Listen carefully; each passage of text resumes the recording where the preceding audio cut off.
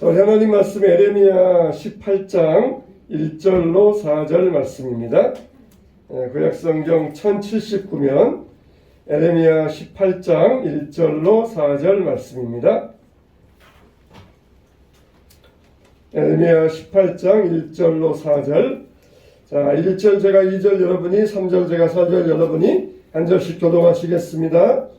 여호와께로부터 에레미야에게 임한 말씀에 이르시되 너는 일어나 토기장의 집으로 내려가라. 내가 거기에서 내 말을 내게 들려주라 하시오.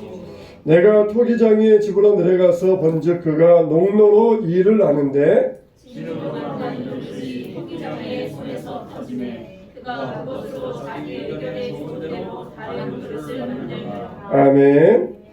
자, 하나님 우리 하나님은 토기장이 되신 하나님이라고 하셨습니다. 영국에 한 소년이 있었어요. 아주 영특한 소년이었습니다. 그런데 밖에 나가서 놀다 왔는데 눈에 피를 흘리고 들어오는 것이었어요. 왜 그러니? 그랬더니 친구가 쏜 새총에 맞았어요. 그러는 거예요. 아주 지금으로부터 오래전 이야기니까 그 당시는 의술이 약해서 그만 이 소년은 그런 말미암아 두 눈이 실명되고 말았습니다. 한 눈이 실명되면은 이어서 다른 눈도 그렇게 실명되기가 쉬웠던 그런 때였습니다. 그래서 이 아이가 두 눈이 실명된 상태에서 얼마나 부모님이 영특한 아이니까 장래를 보면서 기대가 많이 있었는데 실명한 아이를 보면서 절망의 세월을 보내고 있었어요. 그런데 이 소녀는 절망하지 않았습니다. 눈은 기능을 잃었지만 머리는 남아있다. 참 이 소년의 생각이었어요. 얼마나 참 대단한 생각입니까? 눈은 보이지 않지만 내 머리는 남아있다. 영특한 머리는 아직 그대로이다. 그래서 이 아이는 크게 노력을 하였고 나중에 국회의원이 되었고 장관에까지 올라가는 그런 이 아이가 될 수 있었던 것입니다. 사람이 살다 보면은 많은 것을 잃을 때가 옵니다. 때로는 인생이 그냥 송두리째 흔들리는 그럴 때가 옵니다. 그럴 때 보면은 참 인간은 아무것도 아니에요. 인간이 대단한 것처럼 모든 것을 이루었다 그렇게 생각하지만은 인생이 흔들리는 때가 보면은 참 인생은 정말 아무것도 아니라는 것을 그런 생각이 들 때가 있습니다. 그래서 예기치 아니하는 일 때문에 우리 삶이 뿌리채 흔들릴 때에 가정이 흔들리고 삶이 흔들릴 때 어려움을 겪게 되는 것입니다. 오늘 우리가 읽은 말씀 보면은 하나님은 토기장이 하나님이라고 그러셨어요. 이 토기장이 하나님이라 이건 무슨 뜻이 있습니까? 첫째는 하나님은 모든 것의 주권자라는 것입니다. 따라서 합시다. 하나님은 주권자이시다. 할렐루야. 하나님은 모든 것의 주권자가 되신다는 것이에요. 토기장이는 누구입니까? 토기장이는 진흙 한 덩어리를 가지고 자기가 원하는 그릇을 만들 권한이 토기장에게 있어요. 귀하게 만들 그릇도 만들 수 있고 천한 그릇도 만들 수 있고 자기에게 그릇을 만들 권한이 토기장에게 달려있다는 것이에요. 그러니까 하나님은 모든 것의 주권자라는 것입니다. 그러면은 우리가 이렇게 생각하면은 그러면은 인간은 흙덩이에 불과한가? 인간은 그냥 진흙 한 덩이에 불과한가? 이건 그런 것은 아니에요.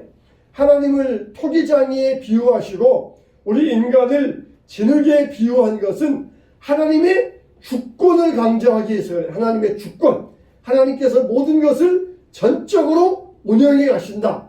이걸 강조하기 위해서 우리는 진흙이고 하나님은 토기장이다. 그렇게 비유한 것이지 우리는 진흙이니까 아무것도 아니다. 쓸모없는 진흙에 불과하다. 그런 뜻은 아니에요. 우리가 하나님의 주권을 강조하다 보면은 그러면 우리는 인간의 로봇에 불과한가? 인간은 로봇으로서 하나님께서 태엽을 감아주시고 배터리를 넣어주시면은 그때서 움직이는 로봇에 불과한가? 그렇게 또 이유를 제기하는 사람이 있어요. 그렇게 꼭 한 면만 바라보면서 이유를 제기하는 사람이 있습니다. 인간은 하나님은 우리에게 주권자이시지만은 우리 인간은 로봇가 아니에요. 하나님이 그냥 배터리 넣어주고 태엽 감아주면은 그렇게 그냥 이 아무런 인격도 없이 움직이는 그런 존재가 아닙니다. 우리 인간은 로봇가 아니에요. 하나님은 주권자라는 것입니다. 요즘은 이 학부모들의 발언이 강해져 가지고 교사들에게 자꾸 이거 해달라 저거 해달라 그런 학부모들이 있다 그래요. 만일 학부모가 선생님 이번 학기에는 이러하게 강의해 주시고 가르쳐 주세요. 그렇게 말했다고 생각을 해보세요. 강의의 주권은 선생님에게 교사에게 달려 있는데 주변에서 이렇게 해달라 저렇게 해달라 그렇게 한다면은 그거는 잘못된 거예요. 만일 목사가 설교를 합니다. 목사가 설교를 하는데 목사에게 이런 설교해 주세요 저런 설교해 주세요 그렇게 말한다면은 잘못된 것입니다. 물론 모든 교회가 그런 건 아니지만은 개중의 교회들 가운데 그런 교회들이 있다는 소식을 들어보아요. 그래서 목사님 이렇게 설교해 주세요 저렇게 설교해 주세요 그렇게 하는 교회가 가끔은 있다 그래요. 물론 건의할 수 있습니다. 건의. 목사님 우리 성도님들이 한 주간 동안 너무 힘들고 세상에서 피곤하게 살다 왔으니까 너무 정죄하는 말씀보다는 격려하고 위로하는 말씀을 해주세요. 그렇게 건의할 수 있어요. 그러나 이 하나님께서 주신 말씀을 전하는 것이고 그거는 참고할 뿐이에요. 이번 주에 하나님께서 주신 말씀이 또 우리에게 이 말씀을 주시면 그 말씀을 전하는 게 하나님의 주권인 것입니다. 물론 우리가 살아가다가 하나님 앞에 건의할 수, 그게 뭡니까? 그게 우리가 기도하는 거잖아요. 기도하는 거. 하나님, 우리 자녀들 앞길 인도해 주시고 우리 자녀들 이러이러한 사람 되게 해주세요. 또 우리 가정 이러이러한 가정 되게 해주세요. 그렇게 하나님 앞에 건의하는 게 뭐예요? 그게 기도하는 거예요. 근데 만일 내가 건의한 대로 안 됐어요. 그러면 어떻게 됩니까? 그때도 우리가 원망하거나 불평하지 말라는 거예요. 그래서 너희들은 뭐라고 그랬어요? 범사에 감사하는 거예요. 범사에 감사하는 거예요. 내가 선생님에게 건의한 대로 이 학기에 강의가 안 됐고 내가 목사님에게 건의한 대로 설교 말씀이 전달되지 않았어도 그래도 하나님 말씀이다. 우리 아이들에게 유익한 지식이다. 그렇게 받으면은 나에게 유익이 되는 것인데 내가 건의한 대로 안 됐으니까 나는 안 받겠다. 나는 강의 안 듣겠다. 그러면 그것은 본인에게 피해가 된다는 것이에요. 범사에 감사하는 거예요. 자기가 건의한 대로 안 됐어도 절대로 원망하지 말고 불평하지 말고 하나님의 크신 뜻이 있을 것이다. 하나님의 그 뜻 안에 우리가 포함되어 있으니까 하나님은 어떻게 하시든지 우리를 유익하게 하시고 우리 자녀들을 올바른 길로 끌어가고자 하시는 나보다 월등히 뛰어나신 하나님의 뜻이 있다는 것을 알고 순종할 때 그게 우리에게 축복이 되는 줄로 믿으시기 바랍니다. 하나님은 주권자 하나님이세요. 세상에서 아이들을 가르칠 때에도 교사의 주권이 있고 그리고 설교할 때에도 목사의 주권이 있고 가정에서도 부모의 주권이 있어요. 하물며 세상을 창조하시고 운영하시는 하나님이 어떤 분이십니까? 주권자 하나님이라는 거예요. 주권자 하나님. 이스라엘 백성들이 볼 때에 하나님이 이해가 안 됐습니다. 아브라함을 통하여서 자기 민족을 선택하시고 가나안 땅에 들어가시고 성전을 만들어 놓으시고 하나님을 섬기라 그렇게 하셨는데 이제 와서는 이스라엘 백성들을 바벨론과 아수르에 의하여서 패하게 하시고 흩어지게 하시고 바벨론으로 포로를 잡혀가게 하신 거예요. 이게 자기들로서는 이해가 안 됐습니다. 왜? 자기들은 하나님의 백성이고 하나님이 선택한 선민들인데 왜 우리를 이 땅에서 굳게 심어 놓으시고 뿌리 받게 하시고 든든하게 살아가야 되는데 왜 여기에서 뿌리를 뽑아버리시고 바벨론으로 옮겨버리십니까? 이해가 안 됐어요. 여러분 나무를 여기 심었다가 저기 심었다가 나무를 옮겨 심으면은 그 나무가 온전하겠습니까? 그 나무는 잘못하면은 말라버리고 말아요. 근데 주권자이신 하나님께서 기껏 애굽에서 끌어내시어서 가나안 땅에 뿌리를 깊이 내리가셨는데 이건 또 뽑아가지고 바벨론으로 옮겨버리시는 거예요. 이들에게서 뭐가 나와요? 원망과 불평이 나옵니다. 하나님 왜 이러십니까? 하나님 이 민족에게 우리에게 왜 이렇게 하십니까? 그러면서 막 원망과 불평이 나올 때 에레미야가 하나님은 토기장이다. 너희는 진흙이다. 하나님께서 진흙을 가지고 무엇을 만들든지 하나님의 주권이지 진흙들이 하나님에게 토기장이에게 왜 이렇게 하였느냐 그렇게 말할 권한이 없다는 것이에요. 하나님의 주권에 달려있다는 것입니다. 정말 이 구약시대에는 진흙을 가지고 그릇을 만드는 일들이 많이 있었어요. 요즘이야 뭐 도자기도 만들고 철그릇도 만들고 여러 가지 플라스틱도 만들고 다양한 그릇들이 있지만 그 당시에는 오직 진흙을 가지고만 이 그릇을 만들 수밖에 없었어요. 돈 많은 사람들은 큰 돌을 가지고 이 돌을 일일이 쪼아가지고 돌그릇도 만들었지만 대개는 진흙으로 만든 그런 그릇들이었어요.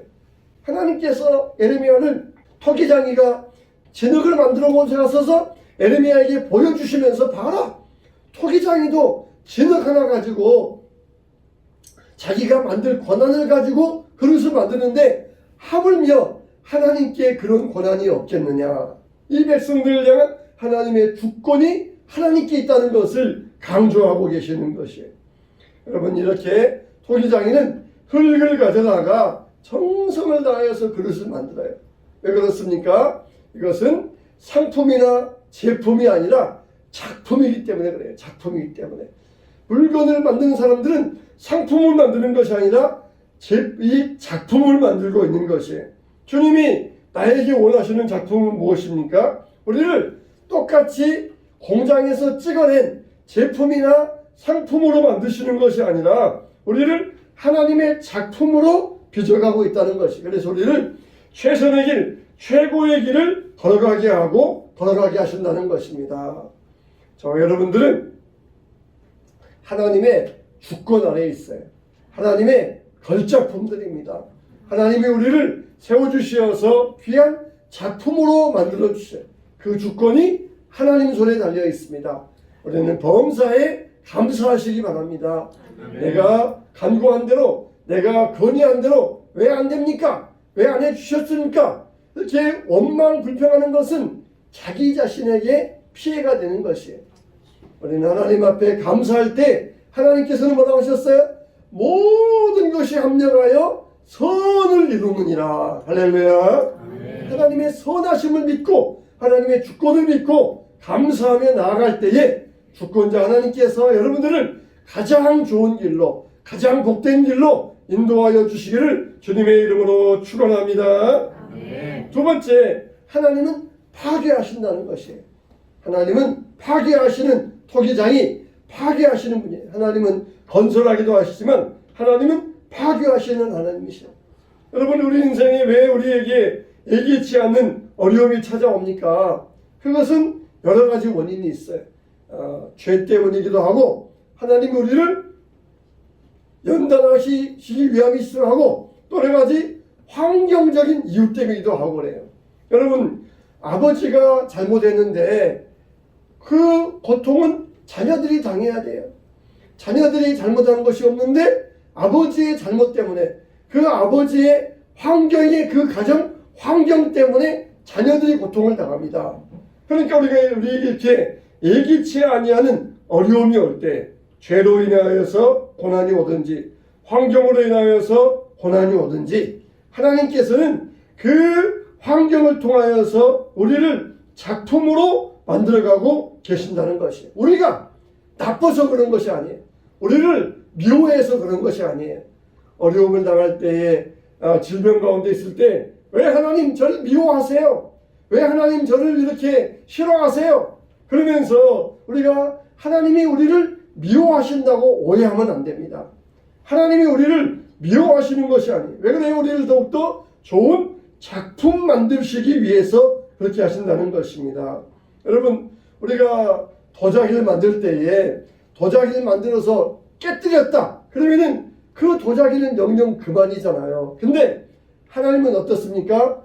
깨뜨린 도자기를 다시 흙이 되게 하셔서 다시 이겨서 새로운 작품을 만드신 능력이 하나님의 능력이에요. 마치 우리가 생각할 때 뭐가 쉽습니까? 쇠 그릇이 있는데 그 쇠 그릇이 완전히 녹이 슬어서 못 쓰게 되었을 때 그것을 다시 용광로에 집어넣어서 불에 녹여서 다시 새로운 그릇 만드는 것, 그걸 이해하시면 돼요. 그냥 토기로 만든 그릇인데 어떻게 새로 만드느냐? 이렇게 하면 이해가 잘 안 될 거예요. 근데 하나님의 능력은 얼마든지 토기로 만든 그릇이라 할지라도 깨뜨렸다가 다시 이것을 진흙으로 이겨서 만드는 능력이 하나님께 있다는 것이에요.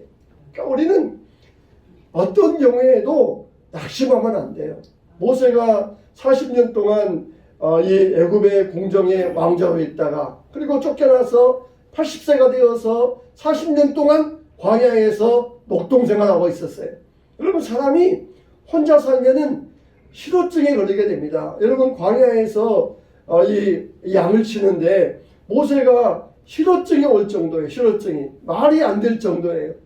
자기가 얼마나 유창한 사람이었는데 나이가 80세가 되어가지고 나는 말을 못합니다. 말이 잘 안 나옵니다. 실어증이 걸 정도가 되어가지고 말을 가서 왕 앞에 가서 그냥 유창하게 선포해서 설득해야 되는데 말을 그냥 버버버 그러면은 왕이 저거 어디 가서 이상한 사람 하나 왔어 그러면서 쫓아낼 거 아니겠습니까? 근데 모세는 어떻게 했어요? 이렇게 완전히 이제는 내 인생 완전히 망가졌다. 내 인생 이제 완전히 끝났다. 그럴 때 주님은 다시 부르셔가지고 다시 모세 인생을 버무려가지고 새롭게 만들어 주셨던 것이에요. 우리는 끝났다. 내 인생 마지막이다. 내 인생은 이제 완전히 이제는 포기해야 된다. 그렇게 우리가 낙심하고 생각해서는 안 된다는 것이에요. 하나님께서 초대교회 성도들이 막 은혜 받아가지고 막 이 용상통하면서 있을 때 하나님께서 이들을 흩어버리십니다. 너희들 여기에서만 모이면 안 된다. 잘 모여야 되지만 그러나 흩어져가지고 이제는 이 복음이 이방 세계로 나가야 된다. 그러기 위해서 하나님은 큰 핍박을 내리셔요. 야고보를 죽게 하시고 순교하게 하시고 그리고 성도들을 잡아들이게 하시는 그런 일로 말미암아 복음이 에루살렘에만 머물지 아니하고 전 지역으로 흩어져 가게 하셨던 것입니다. 예수님께서 분명히 말씀하셨어요. 성령이 너희에게 임하면 너희가 권능을 받고 예루살렘과 유대와 사마리아와 땅 끝까지 이르러 내 증인 되리라. 그렇게 말씀하셨어요. 근데 이들이 그게 무슨 말씀인지 이해를 못하고 있어요. 이해가 안 돼요. 예수님께서 이해가 안 되니까 이들을 강제로 그냥 핍박을 내리셔서 강제로 흩어버리셔요. 그래서 유대 가게 하시고 사마리아 가게 하시고 온 세계로 가게 하셨어요. 필리피 가서 사마리아에 복음을 전하니까 사마리아 역사가 일어나고 그렇게 하셨던 것이에요. 우리가 하나님의 말씀을 들어도 이해가 안 되잖아요. 그러면 하나님께서 우리를 한 번씩 툭툭 건드리십니다. 우리를 한 번씩 때리실 때가 있어요. 그러면 그때 하나님의 말씀이 이런 뜻이었구나 그러면서 그때 그냥 절실하게 깨달아지게 돼요. 예수님께서 분명하게 선포하셨지만 이해를 못하고 있을 때 이들을 때리셔가지고 흩어지게 하셨고 그러면서 이 박해를 통하여서 하나님의 말씀이 성취되게 하셨던 것입니다. 우리가 하나님의 목표대로 살지 아니하면 하나님은 어떻게 하셔요? 깨버리셔요. 우리는 정말 이곳에 안락하게 여기에서 편안하게 살고 있는데 하나님께서 깨버리셔요. 여러분, 하나님께서 파상하실 때에 하나님이 우리를 미워서 그러시는 것이 아니라 사랑하시기 때문이라는 것입니다. 사랑하시기 때문에 그냥 안정적으로 직장생활 잘하고 있는데 직장이 그냥 깨어져 가지고 그리고 흩어져 버리게 돼요. 하나님께서 파상하시는 이유, 깨뜨리시는 이유, 우리를 사랑하시기 때문에 그래요. 목자가 말을 안 듣는 양을 때로는 다리를 부러뜨릴 때가 있습니다. 그래서 목자가 말을 듣지 않는 양의 다리를 부러뜨려서 상처를 싸매어주고 그리고 이 목자가 양을 안고 다녀요. 안고. 그때서 이 양은 목자가 자기를 얼마나 사랑하는가 그걸 깨닫습니다. 건강해서 자기 마음대로 나갈 때에는 자기 힘인 줄 알았는데 목자에게 품에 안겨 다닐 수밖에 없는 그런 신세가 되면은 그때에서 비로소 하나님의 사랑을 느끼게 되었던 것이에요. 여러분 우리들도 하나님의 사랑을 깨닫는 것, 느끼는 것이 우리에게 큰 축복입니다. 하나님의 사랑을 깨닫고 누리게 되시기를 주님의 이름으로 축원합니다. 세 번째로 하나님은 파괴하시는 뿐만 아니라 건설하시는 하나님이세요. 파괴한 것을 가지고 새롭게 시작하시는 하나님이십니다. 토기, 이걸 깨뜨려버리면 사람들은 다시 만들 수 없어요. 그런데 하나님은 다시 이것을 흙에 버무려 가지고 물에 버무려 가지고 새롭게 만드시는 것이 하나님의 능력이에요. 우리는 다 흙으로 만들어진 그런 존재잖아요. 그래서 우리가 하나님께 어떤 사람이 깨뜨려져 있다 할 때 속단하면 안 돼요. 저 인생 끝났다, 이제는 마지막이다 그러면서 인생이 깨어진 사람 앞에서 속단하면 안 됩니다. 이제 당신을 통하여서 하나님께서 새롭게 일하실 줄 믿습니다. 우리가 이렇게 격려해주고 힘을 북돋워줄 수 있어야 돼요. 우리가 일어서면은 주님은 다시 우리를 만들어주시고 다듬어주시고 멋진 작품이 되게 하여 주십니다. 포항에 살고 있던 한 청년이 있었어요. 이 청년은 포항에서 태어나가지고 대학도 포항에서 다니고 있었어요. 그러다가 나이가 이제 20살이 되어가지고 맨 처음으로 서울에 한번 올라왔습니다. 그래가지고 20살 되어가지고 처음으로 지하철을 타게 되었어요.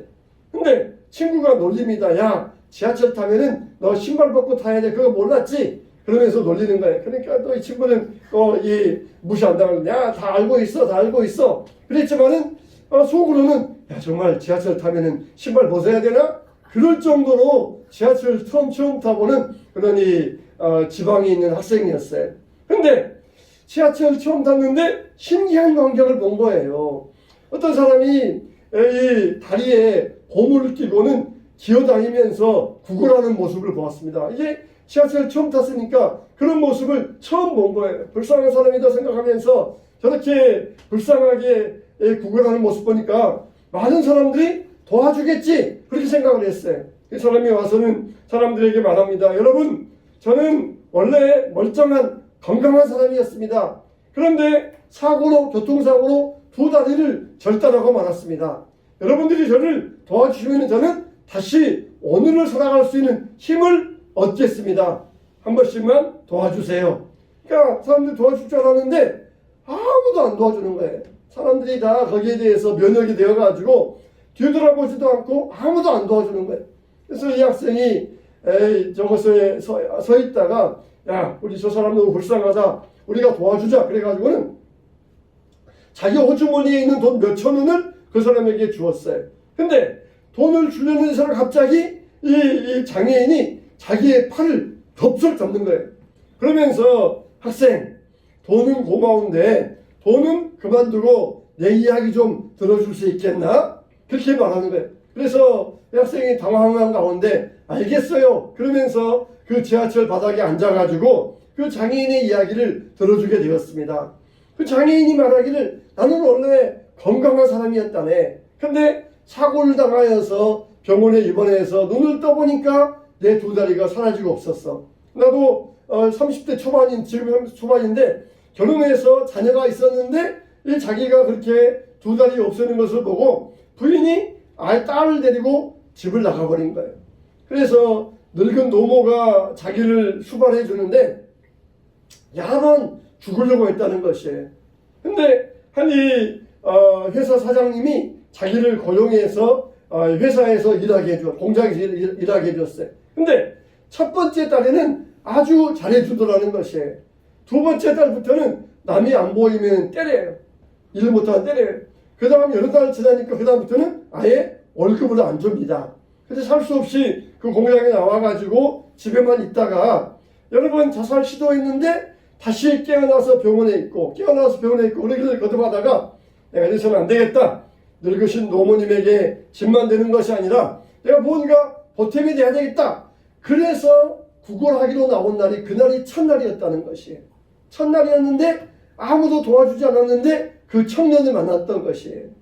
그래서 그 청년을 만나가지고 자기를 하소연하면서 이렇게 나는 이런 기구한 인생이다. 그렇게 이야기를 했다는 것이에요. 근데 이 청년이 그 이야기를 다 듣다가 이 아저씨, 제가 지금 이제 대학생인데 저는 대학을 졸업하면 정말 아저씨 같은 사람들이 살 수 있는 그런 세상을 만들고 싶어요. 아저씨 같은 사람들이 어려움 겪지 아니하고 마음껏 일할 수 있는 그런 세상을 만들려고 해요. 그렇게 이 아저씨에게 그런 이야기를 하고는, 아저씨, 저는 예수 믿는 사람인데 제가 한번 아저씨를 위해서 기도해 줘도 되겠습니까? 그렇게 하니까 그 지하철 바닥 사람이 많이 보고 있는데 기도해 달라는 것이에요. 그래서 그 지하철 바닥에 앉아가지고 그 아저씨를 위해서 기도해 주었습니다. 그런데 그만 자기가 내려야 될 곳을 지나치고 말았어요. 친구가 야야 빨리 내려 빨리 내려. 그래서 막 급하게 기도만 마치고마자 내리려고 하는데 지 문을 나섰는데 궁금해서 그 아저씨를 뒤돌아보았어요. 아저씨가 이제 이 팔로 기어가면서 다음 칸을 향하는데 허공을 향하여서 두 손을 번쩍 들더래요. 그러면서 혼자 하는 말이 살 거야. 나는 이제 살 거야. 나는 이제 살아갈 거야. 그러면서 다음 칸으로 이동하더라는 것이. 그것을 본 이 학생이 가슴이 너무 감동이 밀려왔다는 것입니다. 그대로 그 아저씨가 어떻게 됐는지 알 수 없지만 정말 이 학생은 대학을 졸업하고 회사를 차리고 직원을 채용하고 그러면서 그 아저씨와 했던 약속을 지키려고 지금도 노력하고 있다는 것이에요. 그 아저씨는 정말 희망이 있다. 이 학생이 정말 자기 같은 사람이 살도록 하기 위하여서 좋은 세상 만들어주겠다. 그래 희망이 있다. 나도 살겠다. 나도 살아가야 되겠다. 그런 마음에 다짐을 하고 가는 모습을 보고 서로 헤어지고 그대로는 만날 수가 없었어요. 여러분, 하나님은 왜 이 아저씨에게 다리를 앗아가시고 또 그리고 이 아저씨에게 새로운 희망을 주셨겠습니까? 다리를 앗아간 하나님의 뜻을 알 수가 없어요. 그러나 하나님은 파기도 하시지만 하나님은 세우기도 하신다는 것이에요. 하나님은 새롭게 건설하시면서 새롭게 세우시는 하나님이시라는 것이에요. 예수님께서 뭐라고 그랬어요? 너희 손이 범죄하거든 찍어내버리라. 두 손을 가지고 지옥에 가는 것보다 한 손만 가지고 천국 가는 것이 낫다 그랬어요. 발이 범죄케 하거든 찍어내버리라. 두 발을 가지고 지옥 가는 것보다 두 발 없이 천국 가는 게 낫다 그랬어요. 눈이 범죄케 하거든 빼버리라. 눈 가지고 지옥 가는 것보다 눈 없이 천국 가는 게 낫다 그랬어요. 여러분, 왜 두 다리를 앗아갔겠어요? 하나님의 그 깊으신 뜻은 알 수 없지만 중요한 것은 그로 말미암아 천국 가게 되었다는 것. 이게 하나님이 세우시는 하나님의 놀라운 섭리가 되지 않겠습니까? 여러분, 하나님은 파괴하는 하나님이시지만 그러나 파괴만 하고 끝나는 것이 아니라 새롭게 건설하시는 하나님이셔요. 토기장이를 비판하는 자들은 왜 그렇게 그릇을 깨버리느냐? 차라리 다른 용도라도 쓰면 되지 않겠느냐? 그렇게 이야기를 해요. 그러나 토기장이는 그걸 깨버림으로써 다시 처음부터 새롭게 시작하시기 위함이에요. 이게 하나님의 뜻입니다. 하나님의 뜻이에요. 왜 그렇게 깨뜨리느냐? 왜 그렇게 사람을 깨뜨리냐? 망가뜨리느냐? 그냥 그 상태에서 새롭게 시작하면 될 거 아니냐? 그러나 하나님의 뜻은 완전히 새롭게 시작하고 시작하는 것이 하나님의 뜻이에요. 우리가 집을 봐도 그러잖아요. 집을 봐도 완전히 낡은 집, 그런 집들은 수리하는 것보다 아예 허물고 새로 짓는 게 더 낫잖아요. 그래서 야, 이런 집은 차라리 허물어버리고 새로 짓는 게 돈이 덜 들겠다, 그렇게 말을 하잖아요. 하나님은 그러신 하나님이셔요. 완전히 깨버리시고 새롭게 하시는 하나님, 이게 하나님의 주권이라는 것입니다. 우리는 깨트림 당할 때에 고통이 있고 아픔이 있을 수 있어요. 그러나 하나님께서 우리를 깨뜨리시는 목적은 우리를 새롭게 하시기 위함이라는 거예요. 새롭게 하시기 위함. 새롭게 하시기 위하여서 우리를 깨뜨리고 계신다는 것입니다. 그래서 우리의 육신을 깨뜨리셔서 육신을 망가뜨리게 하셔서 우리를 새롭게 만들어 주십니다. 여러분, 정말 더 큰 고난 앞에서 우리가 절망할 때 그걸 통하여서 우리를 새롭게 만드시는 우리 하나님이시라는 거예요. 저와 여러분들은 깨뜨리시는 하나님 뿐만 아니라 우리를 새롭게 건설하시는 하나님을 믿고 의지하고 구하시기 바랍니다. 어느 집이 어느 여러분의 인생에서 어떤 것이 망가져 있습니까? 하나님은 우리를 새롭게 하시는 하나님이십니다. 우리를 건설하시고 새롭게 세우시는 능력의 하나님이십니다. 우리가 나 같은 것을 통하여서 어떤 그릇으로 빚어가실까? 우리는 우리를 향한 이렇게 우리의 기대가 하나님께 있다는 것입니다. 오늘 또 파괴하시고 새롭게 세우시는 하나님을 통하여서 우리의 인생이 세워지고 건설되고 새롭게 되시기를 주님의 이름으로 축원합니다. 아멘.